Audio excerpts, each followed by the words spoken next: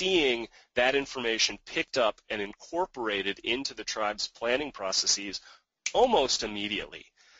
Infrastructure was identified, for example, that was in potentially in a future hazard zone, and they were able to sort of integrate and incorporate that information into their assessment of the lifespan of that infrastructure and identify it for essentially sort of modified planning in their next round of planning.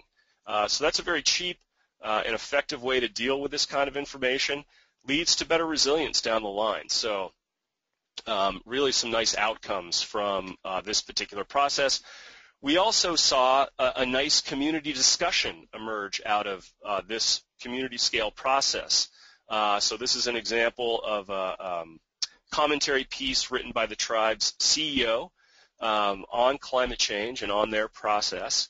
And the point I want to make here is that one of the advantages of these community scale assessments is that they seem to generate, and this is just based on my experience, they seem to generate local conversation and in some cases debate on the impacts of climate change relative to definitely international, national, and even regional assessments.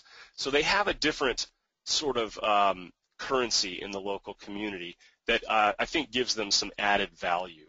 And that was definitely our observation with this particular process.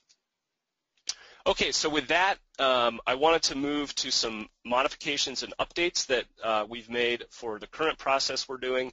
Again, this is focused on the entirety of the North Olympic Peninsula. So we're talking about 4 different cities or municipalities, 2 counties, 3 self-governing tribal governments, large geographic area, and some really interesting sea level patterns as well.